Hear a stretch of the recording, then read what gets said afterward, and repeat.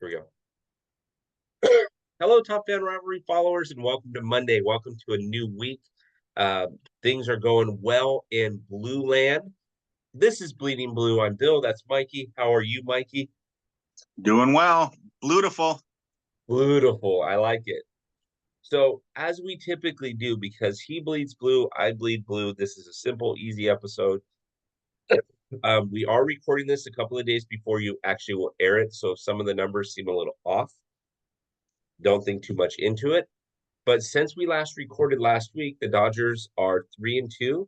They're 10-2 in May so far. Mikey, is that just baseball luck, or the Dodgers just starting to kind of click on all cylinders? I would say a little bit of both, but they have the kind of team that can definitely go on runs like that. That's for sure. Uh, you know, so yeah, I would say a little bit of both. A little bit of both. Okay. Okay. And who are our standout players? I mean, we can everybody but Chris Taylor we can talk about, but who are our standout players? Shohei's just been Shohei. I mean, uh, a generational talent. That word gets thrown around a lot, but this one is legit. Um, Tyler Glasnow, Gavin Stone. I mean, it's been pretty much a whole team darn thing. I mean, Mookie's doing his thing.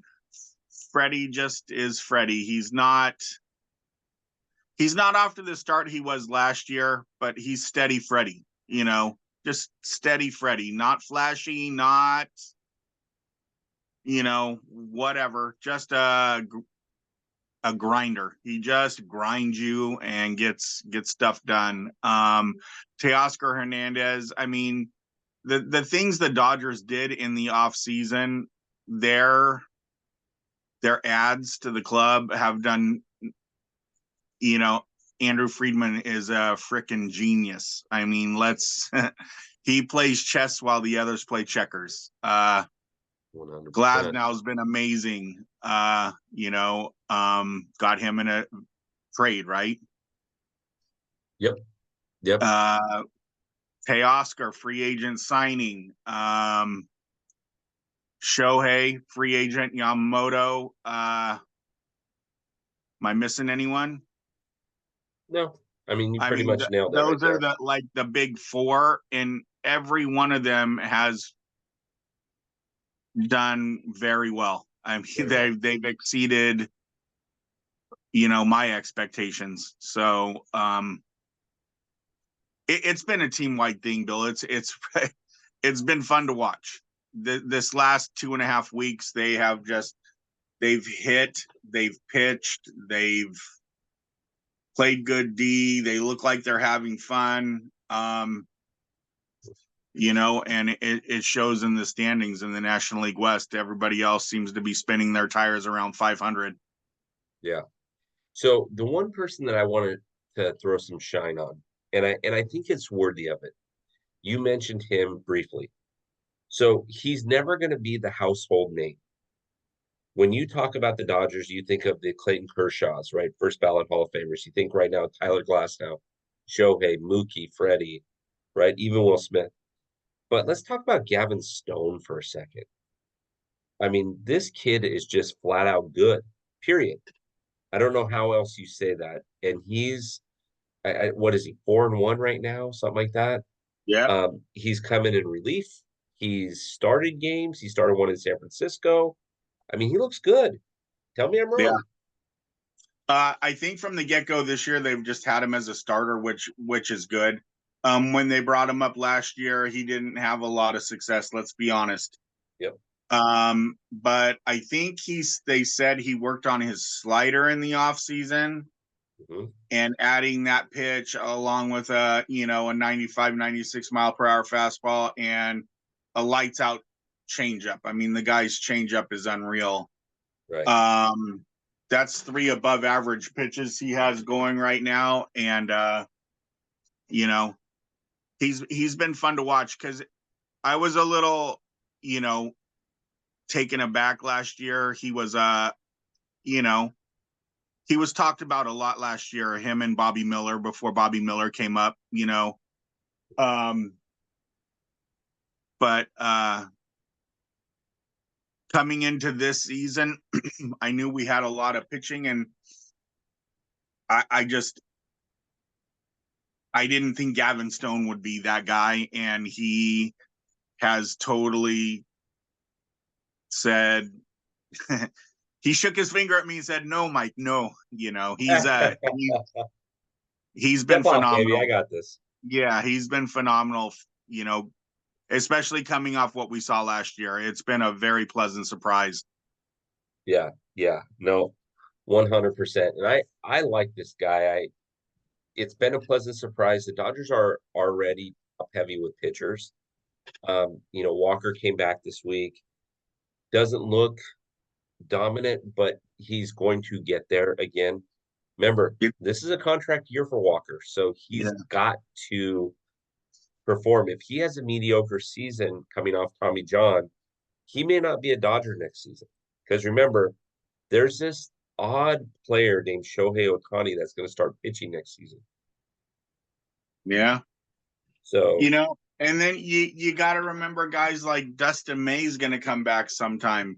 Tony Gonsolin's going to be back. I mean, these guys are going to be fighting for spots yeah, and jobs, and people are going to be traded, and the names we're talking about had better just not be average players we get back in return. I want some guys that are going to fill a complete need, that are pretty dominant, playing for the team they're playing for at the time, 100%. Yeah. 100%. So it's really an embarrassment of riches. We're lucky to be able to watch the Dodgers product, that we've been watching for the last, decade. They've been on a pretty darn good run for the last since about 2012, 2013. Yeah, 100%. 100%. And And we're that's, in 2024, for crying out loud. I mean, and people, I just think a lot of people's expectations of titles, you know, I would like to have, I would love to celebrate more, but yeah, it's not easy to win.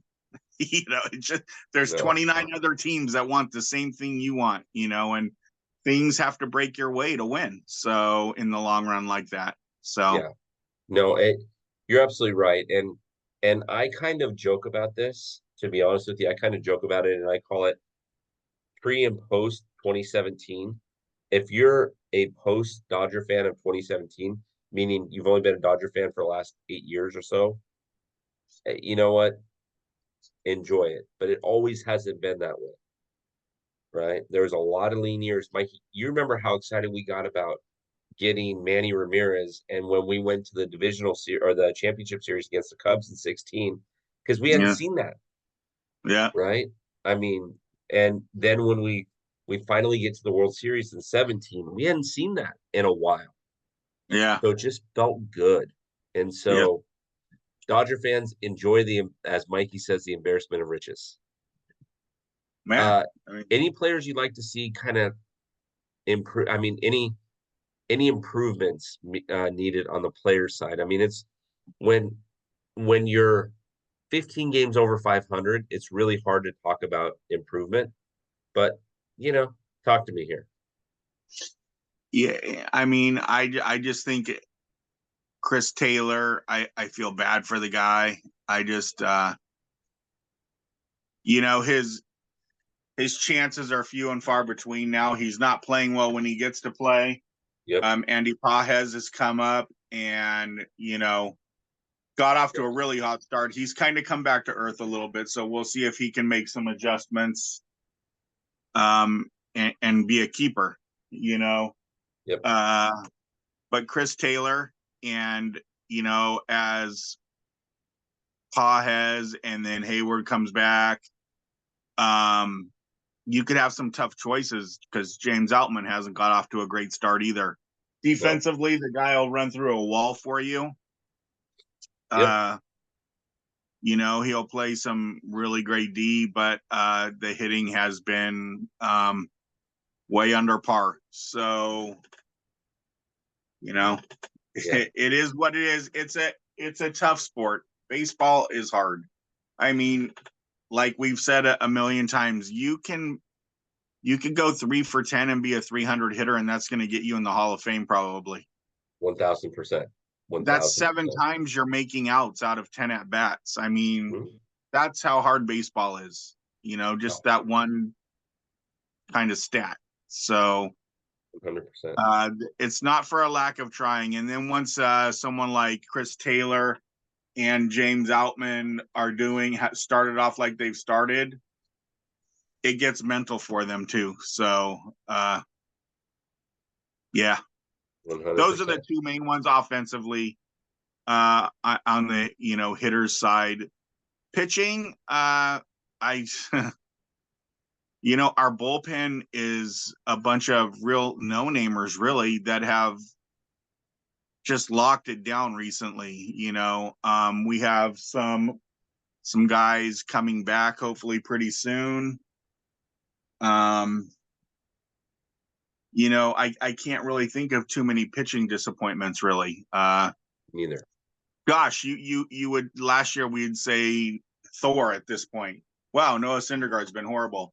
We have the anti-Thor, and we're getting more of the Tyler Anderson side of it with James Paxton, where it has re-energized the guy's career. So that was another guy we didn't mention in those whole free agent things and things like that. I mean, that's just another guy that has just gone next level. So, Yep. Yep. and he's only getting better.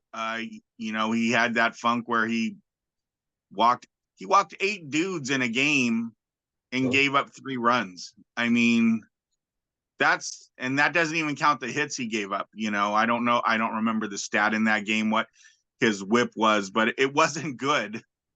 And he still manages to keep his runs to a minimum. So, and his last outing, he didn't walk a guy, which was amazing. So, I don't have any real complaints about anyone.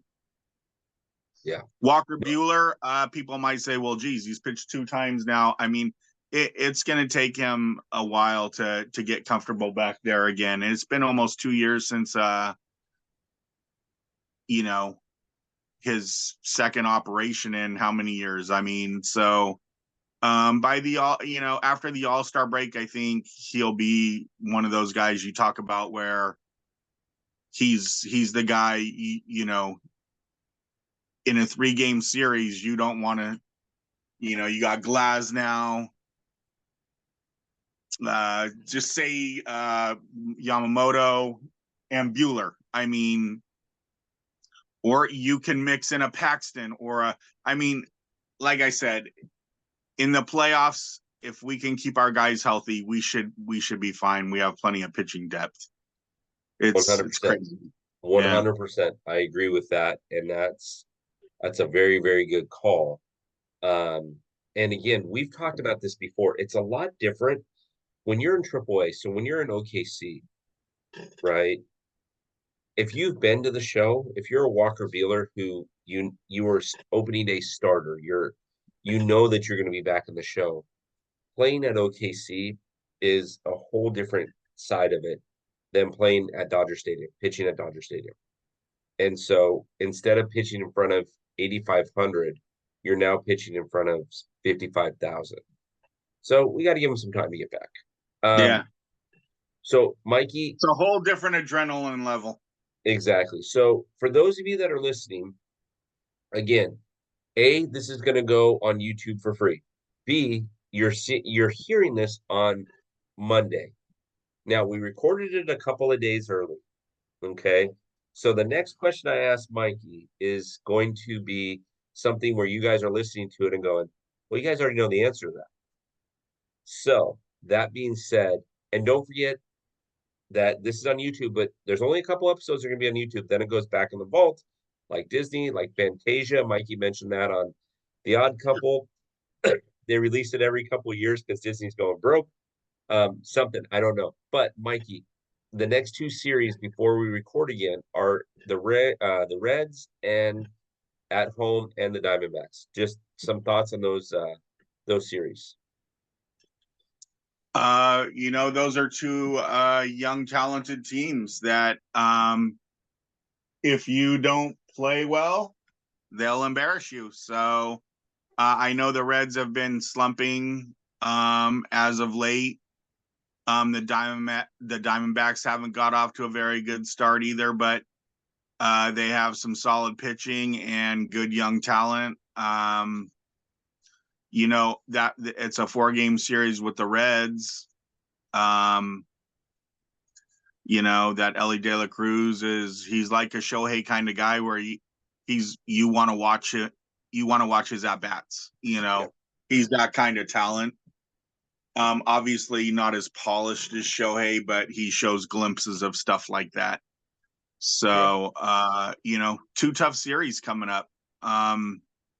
But the Dodgers definitely have the talent to if they play well, to be successful in those series. 100%. 100%. So I literally, I know it's early. I know it's, end of May. I get it. I totally understand. But um, a sweep of the Diamondbacks would put the Diamondbacks in enough of our rear view mirror that a lot of things have to go really well for them, and a lot of things have to go really bad for the Dodgers for them to outdo us in the division. Now I know, again, I get it, guys. We're only 50 some odd games into it. I understand there's still a lot of baseball to play, but if the Dodgers sweep and they put them back double digits in the division, it's going to make it very difficult for them to make things happen. Yeah, well, So, that's the great thing about what the Dodgers at 29-15 solid. I mean, they've put some insurance in the bank. I mean, they've made it so if they do have a little bit of a slip, yep, they've given them, themselves that leeway, Uh, so they're in a very good spot this early part of the season. It's a chunk of the season now. It's not early. You can't just say, "Oh, it's still way early." It's there's a nice sample size of probably you need these teams right now that are contenders know what moves they're going to want to make by the trade deadline. Uh, 100%. it's 100%.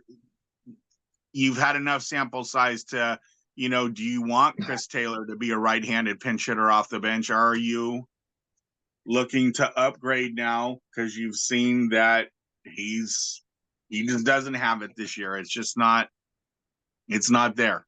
Right. Um, 100%. so yeah, there's enough of a sample size where teams know where they need to upgrade if they want to continue to be successful. Yeah. And 100%. who's buyers? And at this point, some teams are playing so bad they already know they're sellers. So Yep. Yep. Exactly. And um the 100%. And it just we're still early in the season, enough early in the season where a lot of things can happen. But as of recording right now, if the Dodgers lose against the Giants, then Arizona will be 7.5 back. If the Dodgers can sweep the Diamondbacks next week before we record, that would put them 10.5 back. That's a big deal. That's a lot to overcome after 50 games in the season. yeah, So I'm liking our odds here, my friend. I'm liking our odds. yeah, they're So playing some good ball. So yep, yep, they have the other teams in the National League West on notice. exactly. Okay, so Mikey, we're gonna do this again next week, but let me explain to everybody what we do. So Mikey and I co-host this show called Bleeding Blue. We will have guests on throughout the season Typically, it's in our locker room, which is our Top Fan Rivalry exclusive area. Typically, it's there every week. We're opening it up for 2 weeks on YouTube. So if you're listening to this on YouTube, make sure you're following us. If you want to get into the locker room and you want a discount, you don't want to pay full price, Mikey, give them the code. What's the discount code? Bleeding blue. Bleeding Blue, all capitals. In addition to that, if you're listening to this audio, make sure you're following us on Twitter, make sure or X, make sure you're following us on YouTube, and consistently look for more Dodger content. We will be doing a lot more of it this season. We love doing it. It's so much fun. And I have to tell you, if I had an hour, I could brag about this Mikey guy, and I still wouldn't even scratch the surface. Like an hour's not enough time. I'd have to do an entire episode that would be 5 to 7 hours, and still I'd probably still be scratching the surface. So, Mikey, hats off to you for everything that you're doing. Thank you for being awesome and everything you're doing for Top Fan Rivalry. No, I appreciate it, Bill. Thanks for giving us this forum to do these things. You bet. You bet. All right. Go fight, win, go Dodgers, and we'll talk to everybody next week. Go Dodgers.